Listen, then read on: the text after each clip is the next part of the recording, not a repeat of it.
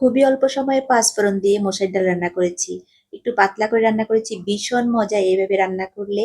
আমি যেভাবে রান্না করেছি সেটা আজ আপনাদের সাথে শেয়ার করব। আমি প্রথমে কিন্তু ডালগুলোকে পরিষ্কার করে ধুয়ে নিয়েছি। তার সাথে দিয়ে দিয়েছি রসুন কুচি, সামান্য পরিমাণ হলুদের গুঁড়া আর পরিমাণ মতো লবণ দিয়েছি। পানি দিয়েছি একটু বেশি, কারণ এই ডালটা আমি কিন্তু একটু পাতলাই রান্না করব। আর পাঁচফোড়ন দিয়ে ডালটা পাতলাটাই কিন্তু বেশি ভালো লাগে। প্রেসার কুকারে রান্না করব। এতে খুবই অল্প সময় ৩টা সিজ দিলে কিন্তু ডালটা আমার হয়ে যাবে। তারপর দিয়ে দিয়েছি, আমার ডালটা কিন্তু হয়ে গেছে। এখন কড়াই দিয়ে দিয়েছি আমি তেল। তেলটা গরম হলে দিয়ে দিয়েছি পেঁয়াজ কুচি। পেঁয়াজটা একটু ভাজা ভাজা করে নিব।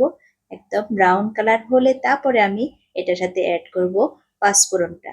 পাঁচফোড়ন দিয়ে কিন্তু চুলাটা একদম কমিয়ে দিতে হবে। খেয়াল রাখতে হবে যেন পুড়ে না যায়। পুড়ে গেলে কিন্তু এটা তিতা হয়ে যাবে আর ভালো লাগবে না। দিয়ে দিয়েছি শুকনা মরিচ। শুকনা মরিচটার ফ্লেভারটা খুব মজা হয় খেতে। এটা পাঁচফোড়ন এবং শুকনা মরিচের গ্রান দুইটা মিলিয়ে ডালটা অসাধারণ হয়। এই ডাল দিয়ে ভাত খেতে ভীষণ মজা, ভীষণ মজা। এরকম একটা ডাল হলে কিন্তু আর কিছুই লাগে না। বাগারটা আমার হয়ে গেছে, দিয়ে দিচ্ছি। খেয়াল রাখতে হবে যেন পুড়ে না যায়, কালো না হয়ে যায়, তাহলে কিন্তু আর ভালো লাগবে না খেতে। এই যে অনেক মজার প্রেসার কুকারে খুব অল্প সময়ে কিন্তু খুব ইজি ভাবে খুব মজা করে রান্না করা যায়। এই যে আমার ডালটা কিন্তু একদম হয়ে গেছে। ভালো থাকবেন, সুস্থ থাকবেন। আল্লাহ হাফেজ।